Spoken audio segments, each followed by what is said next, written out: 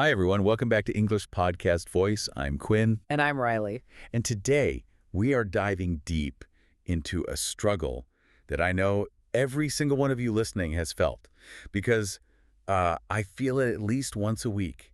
It's that awful, just paralyzing moment. Go on, tell us the painful truth. What is this universal struggle? It's the mind freeze. You know it. You're sitting there, maybe in a meeting, maybe just chatting with someone, and they ask you a question, a simple question. One you totally know the answer to. Totally.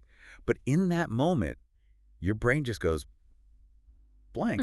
It's like someone pulled the plug. You start to stammer. You say, maybe you sweat a little. And you mumble something that isn't quite an answer. Exactly. And then, like 10 minutes later, the perfect, clever, brilliant answer just pops into your head. Yes. When it's way too late to use it. It's the worst feeling. You feel so unprepared even though you had the information the whole time. It's all about spontaneous communication. That's right. And that freeze happens because your brain is trying to do too many things at once. It's looking for vocabulary, checking grammar, translating. It's just overloaded. So it's not just me. Not at all. And the great news is, speaking spontaneously is a skill. It's something you can actually train your brain to do better. Okay, I need this. I am so ready to stop freezing and start, talking smarter. And we've got some pretty surprising advice today that goes against what most people think. For instance, the best advice for English learners is not to try to sound like a native speaker. Wait, hold on. That's completely the opposite of what I've always thought. I know. I mean, isn't that the goal?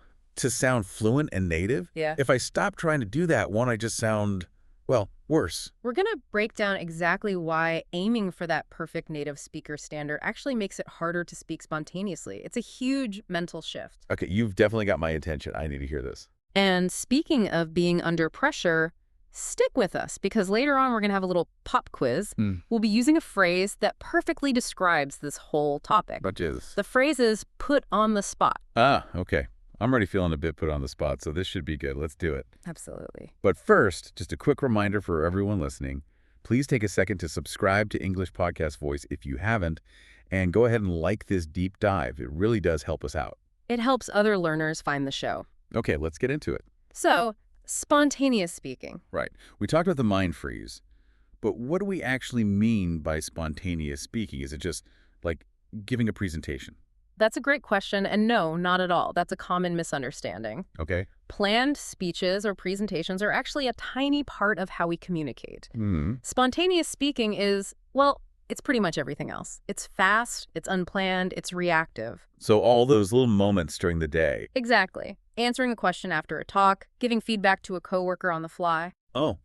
Or making small talk in the elevator with your boss. That's always stressful. That's a perfect example. Or introducing yourself at an event. All of those moments are spontaneous. Yeah, and those are the exact moments where my brain starts flashing all the grammar rules I've ever learned, and then it just shuts down. And you just hit on the key issue for English learners. It's something called high cognitive load. Cognitive load. I've heard that. It just feels like my brain has too many tabs open at once. That's a perfect way to describe it. Yeah. Your working memory is overloaded. You have this drive to say it right. Yes. So you're not just thinking about your idea. You're also running a background check on verb tenses, prepositions, vocabulary. I'm always like 3 sentences behind in the conversation because I'm still trying to fix the first sentence in my head. Right. And that desire for perfection creates anxiety. And when anxiety goes up, your cognitive load goes up with it. It's a cycle. So the problem just gets worse and worse. It just tends to exacerbate the whole issue. Right. The more pressure I feel, the harder it is to find the words I actually know. But here's a really cool part, the insight we teased earlier. Communication experts have found that non-native speakers often perform better in high-stakes situations than native speakers. Seriously. No way. Yeah. That sounds impossible. I always feel so much slower and clunkier. It's because of intent. Native speakers can get lazy. We talk fast, we use jargon, we just assume people understand. Right. But you, as a learner, approach it with a real focus on being understood. You have to be more intentional. So because I have to work harder for it, I actually end up being clearer. Exactly. You structure your thoughts more carefully, even if you don't realize you're doing it. You prioritize clarity, and that is a huge advantage. Wow. That's actually really encouraging. It is. And that brings us back to the main piece of advice. Your goal is not to sound like a native speaker. let go of that pressure. Just focus on being understood. Just focus on getting your message across clearly. It frees up so much mental energy. Okay, I love that. Focus on being understood. Yeah. What about the physical stuff? Even if my goal is clear, my heart still starts racing, my hands get all shaky. Why does that happen? Because you're dealing with biology. It's really deep. Speaking in front of people, especially when you feel judged, is hardwired in our brains as a threat. A threat. Think about it from like an evolutionary standpoint. Risking your reputation in the tribe could literally mean risking your survival. And my brain hasn't really gotten the update that a team meeting isn't a life or death situation. Exactly. So it triggers the fight or flight response. It floods your body with adrenaline. That's why I feel like I either need to run out of the room or, I don't know, fight my manager. Precisely. And that adrenaline rush is what causes all those physical symptoms of nervousness. Like the fast heartbeat. A rapid heartbeat, shakiness in your hands, sweating, Blushing. I hate the blushing. blushing, dry mouth, talking way too fast, and the squeaky voice. Oh, the squeaky voice is the worst. Like a tiny mouse is taken over. Yeah. And all of that is just your body getting ready for a physical confrontation that never happens in a meeting. So the adrenaline gets trapped. Which makes sense of that surprising fact you mentioned earlier, Yeah. that some people get more nervous speaking their native language. Yes, because the expectation for perfection is so high in their own language. When they switch to English, they give themselves permission to make mistakes, which lowers the pressure. So we have to manage the anxiety first, before we can even think about the words. Exactly. Manage the anxiety before you manage the message. Okay, so give us the techniques. How do we calm down that ancient part of our brain? The most powerful one is deep breathing. When you're nervous, your breathing gets shallow and fast, up in your chest. Right. You need to consciously reverse that. Focus on low, slow, deep breaths from your belly, like in yoga. Okay, deep belly breaths. And here's the pro tip. Make your exhale much longer than your inhale. Longer exhale. Why is that? A long, slow exhale activates the part of your nervous system responsible for relaxation. It literally sends a signal to your brain that says, the emergency is over. Wow, so it's a physiological switch. Longer exhale means calm down. It's a scientific fact. It works every time. Got it. What about the shaking, that trapped adrenaline? For that, you use purposeful movement. Adrenaline wants you to move. So if you just stand there stiff as a board, you're going to tremble. So I should Walk around. not just pace nervously, Mm-hmm. use gestures, or if you're presenting, you could say, take a step forward when you make an important point. So the movement has a purpose. It's part of the communication. Exactly. It burns off the adrenaline and makes you look more confident. Okay, and one more. The trick for the blushers and the sweaters, like me. The temperature trick. This one is great. Blushing and sweating happen because your core body temperature rises. Right? So you need to cool down. The easiest way is to hold something cold, like a bottle of water, in the palms of your hands right before you speak. In the palm. Yep. The palms are a key area for regulating your body temperature. It's a discreet and really effective way to cool your whole system down. Okay, that is a lifesaver. I'm definitely using that one. No, you've been using a phrase a lot. Right, okay.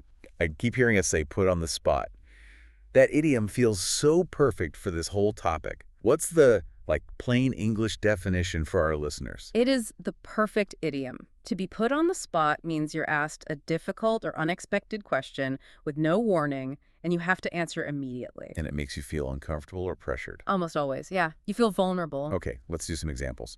How would you use it in a formal business setting? In a formal setting, you could say, during the board meeting, the CEO suddenly put the new manager on the spot about the quarterly projections. Wow, high pressure. Okay, what about just casually? Casually. My friend put me on the spot and asked me to sing karaoke, even though I absolutely hate singing. That's a different kind of pressure. And I give us a funny or weird one. Okay, how about this? The chef accidentally put me on the spot when he asked me to judge his experimental octopus ice cream, and I had to respond quickly. Oh, no. You'd have to think fast there. Okay, let's try a mini skit. You be the boss, I'll be the employee. Okay. We're in a meeting. Hey, you've been pretty quiet. Why don't you give us a summary of the project's main risks right now, off the top of your head? Oh, man, you really put me on the spot there. Can I have a second to gather my thoughts? Perfect. You see how it signals that feeling of sudden pressure? And what are some other words that go with it? Collocations? People often say suddenly put on the spot or felt put on the spot, or they'll say, I hate being put on the spot. It's usually passive because it's something that happens to you. Got it. Okay, so we've managed the physical panic. Let's go back to the mental side, that trap of perfectionism. Right. As B1 learner, that fear of making a grammar mistake is just constant. How do we stop criticizing ourselves so much? This is a huge one. Because learning a language means you do have to pay attention to details. But when you're speaking spontaneously, aiming for perfection actually works against you. So what's the alternative? I can't just aim for bad, right? My boss wouldn't like that. Of course not. This is where we get this amazing concept, maximize mediocrity. Maximize mediocrity. Yeah. That sounds terrible. If I aim for mediocre, aren't I just going to be mediocre? I know it sounds counterintuitive, but it's a mental trick. You're not aiming to be incompetent. You're aiming to be good enough. Okay. By taking the pressure off yourself to be perfect grammar, perfect accent, you lower that cognitive load we talked about. So mediocrity is just a way to reduce the pressure, not the actual quality. Exactly. Think of your brain's bandwidth again. Searching for perfection is like running 10 heavy programs in the background. It slows everything down. And I'm left with no processing power for the actual conversation. Bingo. So instead, you focus on connection, not perfection. You shift your energy from, am I saying this right, to, is my audience understanding me? That's a big shift. And it means I have to be okay with making mistakes. You have to reframe mistakes completely. Think of them as missed takes. Missed takes, like in a movie. Exactly. When an actor messes up a line, the director doesn't scream, you're a failure. They just say, okay, that was take one, let's do take two. So if I use the wrong word, it's not the end of the world. It's just take one, I can correct myself and move on to take two. That's the mindset. And this connects to a really important skill for learners. Metacognition. Whoa, that's a big word. What's that in simple terms? Metacognition just means thinking about your thinking. It's being aware of your own learning process. So how does a learner actually use that? It's about planning, monitoring, and evaluating. So for planning, before a meeting, you don't memorize a script. You just plan your strategy. Okay, I'm going to use the what, so what, now what structure. Then, monitoring is during the conversation. You notice, oh, I'm talking too fast, so you adjust. And finally, evaluating is for after. You don't say, my English is terrible. You ask, did my strategy work? Did deep breathing help? You evaluate the skill, not yourself. That's so much more constructive, and that's the whole growth mindset idea, right? It is. It's Carol Dweck's idea of not yet. So if you mess up, a fixed mindset says, I'm a bad speaker. But a growth mindset says, The growth mindset says, I haven't mastered that skill yet. That one little word changes everything. It makes failure temporary. I love that. Not yet. Yeah. Okay, let's circle back to a word you used earlier. Sure. You said perfectionism can exacerbate anxiety. That sounds like a really formal, high-level word. Can you break that one down for us? Absolutely. It's a fantastic word to add to your vocabulary. To exacerbate something simply means to make an already bad situation or problem or feeling even worse. So it's more intense than just make worse. Much more intense. It implies you're adding to an existing negative thing. Let's do some examples. Formally, you might hear, the new construction is likely to exacerbate the traffic problem. Okay, so the bad traffic problem is now a really, really bad traffic problem. Makes sense. How about casually? Casually. Please don't talk about politics at dinner. It always exacerbates the tension in the family. Ah, yes, a classic. Okay, now a funny or weird one. His attempt to fix the flat tire with chewing gum only served to exacerbate the entire roadside disaster. Ha, that would definitely exacerbate the problem. Yeah. Let's try a quick role play. I'll be the nervous speaker. Okay. I'm so worried about my presentation tomorrow.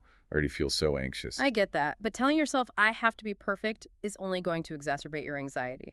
Just focus on your breathing. Remember, connection, not perfection. That sounds so much better than just saying it'll make it worse. It does. And for collocations, you'll often hear it with negative words like exacerbate a problem, exacerbate a crisis, or exacerbate tensions. Great tip. Okay, so we've managed our anxiety and our mindset. Now, how do we actually deliver the information clearly? I remember that quote. Structure sets you free. Yes. That's the secret weapon for spontaneous speaking. When you're put on the spot, you don't have time to organize your thoughts. A pre-learned structure does the organizing for you. It seems strange, though. How can a rigid structure give you freedom? Think of it like a map. If you have a map, you don't have to waste brain power figuring out where to go next. The map handles the directions, so you're free to focus on the content. So you're improvising, but inside a safe framework. Exactly. And the best, most versatile framework for almost any situation is what, so what, now what. Okay, let's break that down piece by piece. Versus the what. This is just the basic information. The fact, the update, what happened. Keep it short and clear. Okay, what? Then comes the SO what. This is the most important step and the one people usually skip. This is where you explain why the information matters to your audience. Why should they care? It connects the information to them. It shows you're not just spitting out data. And finally, the now what. This is the call to action. What should we do next? What's the takeaway? What? So what? Now what? Yeah. I love how simple that is. Let me try it. Let's say I'm giving an update about a project. Go for it. Okay. What? Yeah. The main server for our app crashed this morning. So what? This means that none of our users can log in right now, which is obviously a huge problem for our reputation. Good. And the now what? Now what? Therefore, I need the engineering team to focus 100% on fixing this, and I need the communication team to post an update on social media immediately. Perfect. See? You took a stressful situation and gave a clear, structured, actionable update. It actually gives me a lot of confidence just knowing I have that map in my head. It's a game changer. And another key part of delivery is listening first. Before you even start your what, you have to listen to the question and figure out the bottom line. The bottom line. You mean what they're really asking. Exactly. And paraphrasing what you heard is a great way to buy yourself a few seconds to structure your thoughts. I always feel like I have to fill any silence immediately. You don't. You need to use smart pausing. A well-placed pause doesn't make you look weak. It makes you look thoughtful. Use phrases like, "That's a great question," or "Let me think about that for a second." Okay, so a pause can be a tool. I like that. It shows confidence. You mentioned the phrase, the bottom line. I hear that everywhere, especially in business. What does it really mean when we use it in a conversation?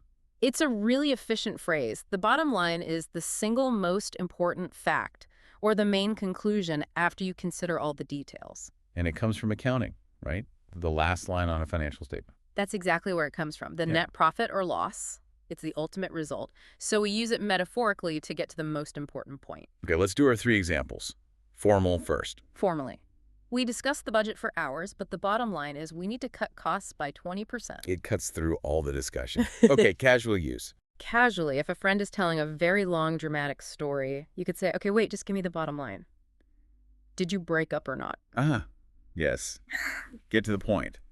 And a funny one. After reading the entire 800-page fantasy novel, the bottom line is that the dragon was the real hero all along. I love it. Okay, Ugh, quick skit. wait. I'll give you a really long-winded update. Go for it. So, the traffic was awful. Then the meeting started late and we ran out of coffee. Whoa, well, hold on. Just give me the bottom line. Did we get the contract? The bottom line is, yes, we did. Ew. See, it focuses the conversation on what's most important. For collocations, you'll hear get to the bottom line or the ultimate bottom line. Makes sense. Okay, last big strategy. We have the mindset, the structure, but how do we get our brains to actually produce the English fast enough? This is all about training your brain to stop translating. Translating is what slows you down. So how do we get around that internal translator? You have to build direct connections. And you start small. Try thinking your simple, everyday thoughts directly in English. Like, when you're making coffee, think, "I'm pouring the coffee," not the version in your native language. When you're walking, think, "I'm walking to the store." It builds that automatic muscle. I can do that. What about for longer sentences? Use chunking. Don't try to build a long, perfect sentence all at once. Break it into smaller phrases or chunks. Can you give me an example? Instead of thinking the whole sentence, "I need to finish this report and send it to my boss before I leave work today." Okay. You think in chunks. "I need to finish this report and send it to my boss before I leave work." It's less pressure on your brain. That makes so much sense. It's like building with Legos instead of trying to carve a statue from one giant rock. Great analogy. And you have to practice performing under pressure. Improvisation practice is amazing for this. Improv. Like comedy? You can use some of the exercises. Try word association. Someone says apple, you immediately say red or tree or juice. Don't think, just respond. It builds speed. Okay, that sounds fun. What else? Or 30-second storytelling. Pick a random object in the room and talk about it for 30 seconds without stopping. The goal isn't to be brilliant, it's just to keep talking. That sounds terrifying. It is at first, but it trains you to be comfortable with spontaneous speech. And finally, there's the yes and rule. Instead of saying yes but, which blocks an idea, you say yes and, which builds on it. It trains you to listen and contribute. So how do we make this a daily habit? A few key things. One is shadowing. Listen to a native speaker and mimic their rhythm and intonation. It's like a workout for your mouth and brain. Okay. 2, just general daily English immersion. Change your phone settings to English. Describe the room you're in for 5 minutes a day. And 3. 3 is speaking under pressure on your own. Set a timer for 1 minute and just talk about a topic, any topic. Getting used to that pressure in a synced space is so important. And one final delivery tip. Eye contact. It's so important for looking confident. It also shifts your focus from your internal anxiety to the person you're connecting with. Okay, I think I've got it. I have all these new tools. Let me try using one of our phrases. Let's hear it. So I learned the bottom line today. Can I say, if I'm just leaving my friend's house, the bottom line is I will go home now. Does that work? That is a fantastic question because it gets at a really common mistake. Oh, no. No, it's good. The answer is a native speaker would not say that. It sounds a little unnatural. Why? I am giving the conclusion of my visit. Because the bottom line is a heavy phrase. It's for summarizing something complex, a long discussion, or a big problem. So using it for a simple action like going home is overkill. Exactly. It's like using a sledgehammer to crack a nut. For that, you just say, so I'm going to head home now, or anyway, I should get going. Got it. Reserve the bottom line for the big stuff. Precisely. Okay, are you ready? It's time for our pop quiz. I think so. You can't put me on the spot now. I'm prepared. We'll see. Question 1. If a reporter asks you a very difficult question without preparation, how do you feel? You feel P on the S. You feel put on the spot? Correct. Question 2. If your fear of failure makes your anxiety even worse, we say your fear the problem. Your fear exacerbates the problem. Spot on. And last one. I've given you a lot of facts and details today. Now, tell me the single most important takeaway. What is the best? That would be the bottom line. Excellent. You passed. Okay, let's quickly summarize the 3 most important takeaways from today. Okay, first we learned the idiom put on the spot, which perfectly describes that feeling of sudden pressure. Second, we learned the word exacerbate and how we shouldn't let our perfectionism exacerbate our anxiety. And third, the most practical tool we got is the what, so what, now what structure. That's our map to speaking clearly under pressure. Absolutely. Which brings us to your micro-challenge for this week. I'm ready. Sometime in the next few days, just once, try using the what, so what, now what structure when you give an update to a friend or a colleague. Just see how it feels. I can do that. And remember, everyone, connection, not perfection. That is the bottom line. And don't forget to practice those long exhales. And please don't forget to like and subscribe to English Podcast Voice. Share this one with a friend who hates being put on the spot. I'm Quinn. See you next time. And I'm Riley. Bye.